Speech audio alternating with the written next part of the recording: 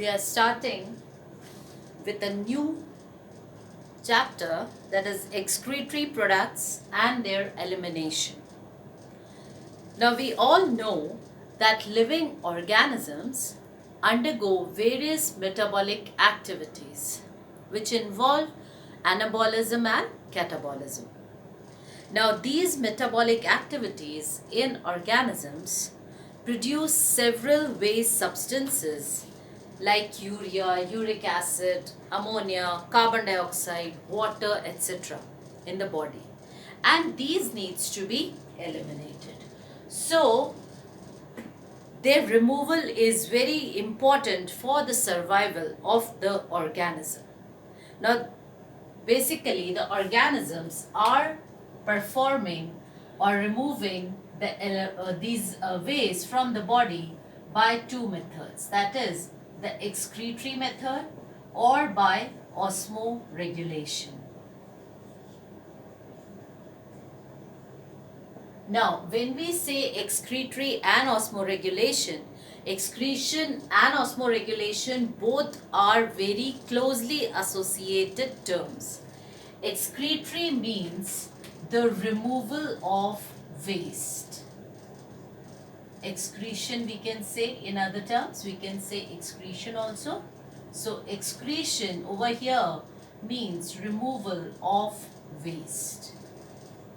And when we talk of osmoregulation, osmoregulation is actually the maintenance of the ionic and the water balance of the body. So it is actually helps, this osmoregulation actually helps in maintaining the ionic and the fluid balance of the body. So these are the two important methods by which the waste which is being produced by the body of the organisms is removed. Now, when we talk of the waste which is being produced by the organism, the main products or the main are ammonia. The main waste are the nitrogenous waste, which we are talking of ammonia. Then second is urea. And the third is the uric acid. These three are the main nitrogenous wastes which are being produced by the organisms during the metabolic activities. Apart from this, we have carbon dioxide, we have water, we have several vitamins as also waste, even consumed or otherwise.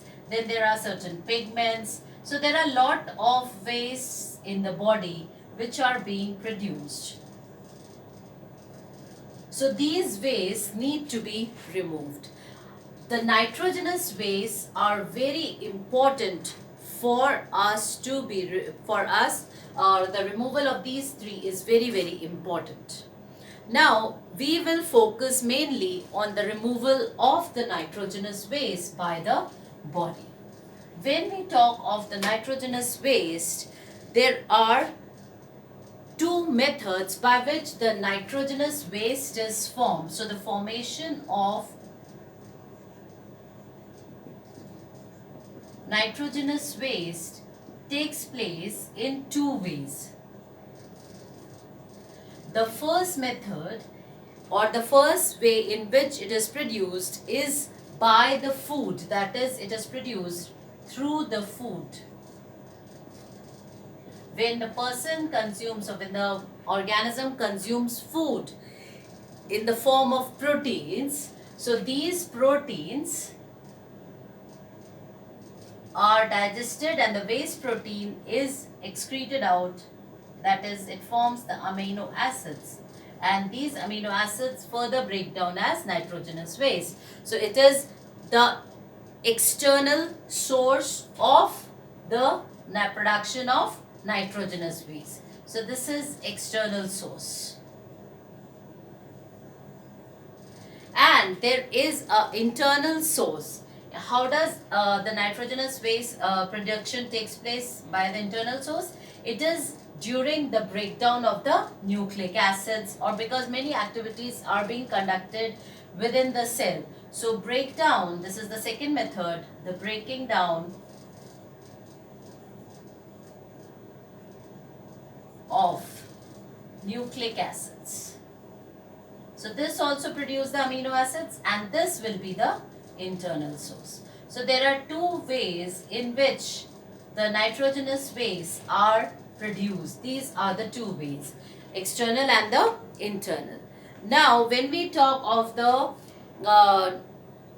nitrogenous waste which is produced out of the three ways, that is the ammonia, urea and the uric acid, ammonia actually, that is ammonia is produced when we first is ammonia. This ammonia is produced by the breaking down of amino acids, and it requires large amount of water to eliminate it. So ammonia, it requires large amount of water for its elimination. So those organisms which can afford to lose large amount of water follow this method, and those organisms are known as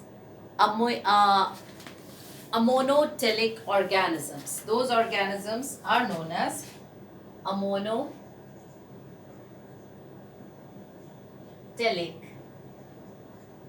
organisms. And in these organisms, like fishes and all, since they are in water itself, so the loss of water does not affect them much, and there the role of the kidney is not significant. That means the kidneys do not play a major role, and over here the ammonia, being readily soluble in water, is generally excreted out by the simple method of diffusion. So over here the diffusion through the surface or through the gill surface, this is the main process by which this is removed, that is ammonia is removed from the body, and kidneys obviously does not play any major role. Now since ammonia requires large amount of water, the organisms which are surviving on the terrestrial environment or habitat, they cannot afford to lose so much of water.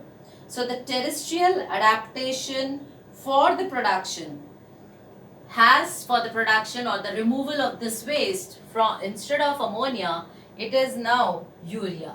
So what happens is the ammonia is converted into urea, and it is done in the liver. So the conversion of ammonia, which is being produced by metabolism, is converted into urea in the liver of these animals, and then it is released. After it has been converted, it is released into the blood, and once it reaches into the blood, it is filtered and excreted by kidneys. Now, why this mode has taken place? Because this ammonia, the removal of waste in the form of ammonia mostly takes place in aquatic animals, whereas this method is found mostly in the terrestrial animals, those which are found on the land. And these organisms will be known as Ureotelic. So this one is Ammonotelic, and since here the removal of the waste is in the form of urea, these organisms which excrete the waste or the nitrogenous waste in the form of urea are known as Ureotelic organism. The third type Especially, that is third type, that requires minimum water, and that is actually the nitrogenous waste is removed in the form of uric acid. Those organisms such as the birds, reptiles, insects, they excrete the nitrogenous waste in the form of uric acid, and it requires minimum water. It requires minimum water for its excretion, and it is in the form of pellet or paste, and the amount of water is obviously very less, and examples are birds, reptiles, etc., and these organisms are known as uricotelic organisms. So we have three different types of organisms depending upon whether the nitrogenous waste is excreted in the form of ammonia or urea or the uric acid. Also, just try and understand the difference, that is ammonia, the method of excretion is ammonia, and these organisms are known as ammonotelic because over here large amount of water is required for its removal, so it is mostly found in aquatic organisms such as fishes and all, and kidneys do not play a major role over here. Simple diffusion is sufficient enough to bring about the removal. In the case of terrestrial organisms, the ammonia requires a lot of water, so it is not possible in these organisms. So we need to convert it into urea, and this conversion takes place within the liver. This changes, urea is converted and urea is added to the blood where it is filtered and excreted by the kidneys. So the kidneys have a major role to play over here. And also it does not require much of water, so it kinds of there is certain amount of ions which are being retained to maintain the osmotic balance. Then those organisms are known as ureotelic. Then lastly we have uric acid, that is the organisms are known as uricotelic, and in these organisms the mode of excretion is uric acid, which requires minimum of water. Now, these we are talking broadly classifying. Apart from this, there are several other structures found in invertebrates.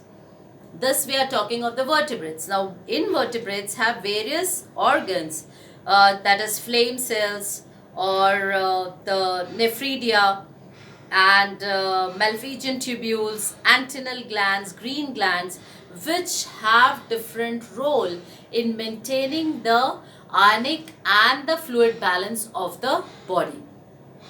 There are no such structures called as kidneys over there, but we have in Platyhelminthes, there are flame cells or protonephridia. That is a basic structural form which can just help to eliminate the waste from these organisms. Then the nephridia are found in the earthworms.